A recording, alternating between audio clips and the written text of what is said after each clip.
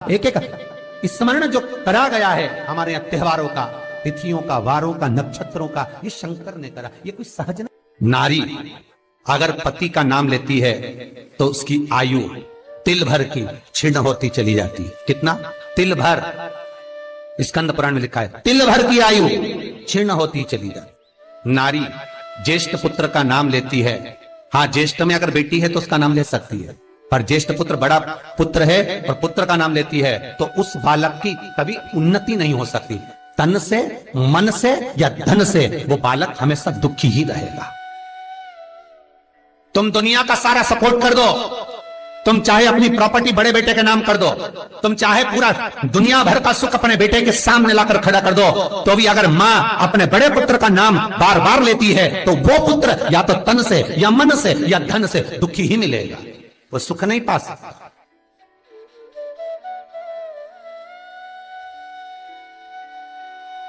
और जिन जिन के घर में बड़ा पुत्र हो और बड़े पुत्र का नाम आप माताएं लेती हो तो उसकी दशा जरूर देख लेना एक बार। हो कथा गलत नहीं कह सकती, स्कंद पुराण कभी गलत नहीं जा सकती। आपके घर में भी अगर बड़ा पुत्र हो और पुत्र का नाम अगर आप ले रहे हो, हाँ ये जरूर है, अगर बेटी बड़ी और उसके बाद पुत्र बड़ा है तो वो ज्येष्ठ नहीं माना जाएगा। ध्यान रखना, ज्येष्ठ का मतलब होता है सबसे बड़ा पुत्र, उसके बाद सारे बच्चों का जन्म हुआ। क्योंकि बेटी अगर जन्म ले ली पहले फिर बेटा हुआ तो बेटी ज्येष्ठ कहलाएगी, है बेटा नहीं कहलाएगा। अगर पहला ज्येष्ठ पुत्र है तो मां सारी प्रॉपर्टी दे दे, सारा वैभव दे दे, मां सारा दौलत दे दे, मां उसके ऊपर सर्वस्व निछावर कर दे, पर अगर बेटे का नाम माता बार बार लेती है तो उस बेटे की उन्नति तरक्की नहीं हो सकती, उसको जीवन में सुख नहीं मिल सकता, कुछ ना कुछ चीज से वो दुखी रहेगा। चाहे वो बच्चों से रहे, पत्नी से रहे, परिवार से रहे, कुटुंब से रहे, व्यापार में रहे, व्यवसाय में रहे, ऑफिस में रहे, चाहे अपने शरीर से रहे, पर दुख तो उसके भाग्य में थोड़ा लिखा ही रहे। और जो चीज वेदव्यास जी ने वर्णन कर दी महाराज, उसका प्रमाण आप खुद भी अपने घर में देखो कि सही है कि गलत है। जिस जिस घर में बड़ा पुत्र हो और मां उसका नाम बार बार लेती हो, बार बार लेती हो, उस पुत्र की दशा देखिएगा आप। तन, मन और धन तीन तरह से। इसलिए निवेदन करूंगा मेरी माताओं से, आपका प्रेम बहुत है क्योंकि आपका बेटा बड़ा है, आपका पुत्र बड़ा है, आपका बहुत प्रेम है और बेटे का भी माता के प्रति बहुत प्रेम है, पर उस प्रेम में तुम्हारा जो संबोधन है बार बार नाम लेने का, उससे उसको तकलीफ हो सकती है। इसलिए निवेदन है, मेरे कृष्ण का नाम कृष्ण था पर यशोदा कभी कृष्ण नहीं बोली है, कभी नहीं, यशोदा कभी कृष्ण नहीं बोली। कनुआ कहती थी आपके बेटे का नाम कुछ भी आप उसको नाम से मत पुकारो, उसका नाम चेंज कर दो, थोड़ा सा बदल दो, आप उस नाम से उसको पुकारना प्रारंभ करो। आप जो भी बोलना चाहे, आपके दिल की बात है, तो आपके पुत्र से आप क्या बोल सकते हो।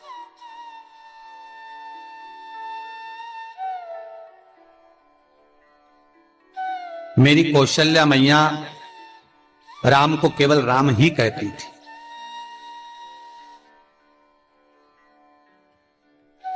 केतई राघव कहती थी, सुमित्रा रघु कहती थी, पर कौशल्या नाम नहीं बदलता। और ज्येष्ठ पुत्र थे राम, बड़े थे,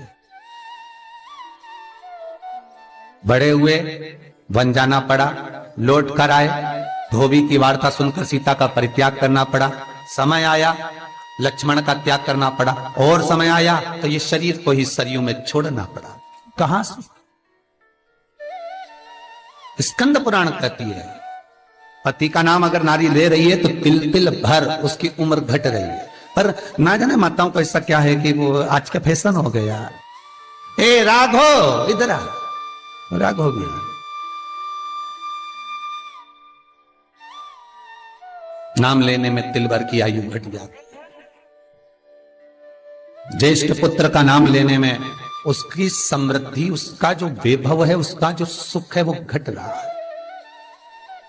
जिस गुरु से गुरु मंत्र लिया है, गुरु दीक्षा ली है, जिस गुरु से आपने गुरु मंत्र का स्मरण किया है, जिस गुरु से आपने गुरु मुख हुए हैं, जिस गुरु से आपने गुरु मंत्र लिया है, आपने अगर मंत्र ले लिया, चार जगह पर बात निकले, कोई पूछ भी ले कि आपने गुरु मंत्र किससे लिया, तो बता दो भैया हम तो वहां गए थे, वहां का जो गुरु जी है उनसे हमने गुरु मंत्र लिया, वही हमारे गुरु है।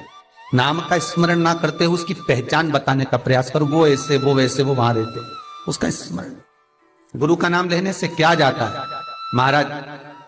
शास्त्र कहता है गुरु जिसने मंत्र दिया उसका नाम मत लो, गुरु ने जो मंत्र दिया उसका नाम लो। बहुत ध्यान देना महाराज। दुनिया के लोग गुरु का नाम लेकर बैठे हैं, उन गुरु जी से मंत्र लिया था तो उन्हीं का नाम लिया जाए, श्री ये मान जी, ये मान जी। अरे क्या नाम लेना, क्या नाम लेना? हमें गुरु का नाम नहीं याद करना, हमें गुरु मंत्र याद करना। जो गुरु ने मंत्र दिया उसका स्मरण करना।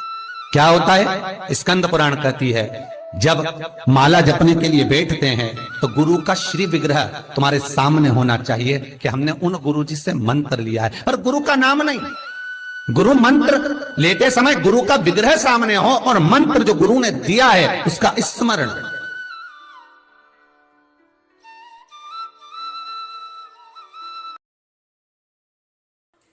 वीडियो पसंद आया होगा तो लाइक करो, शेयर करो, सब्सक्राइब करो। ओम नमः शिवाय।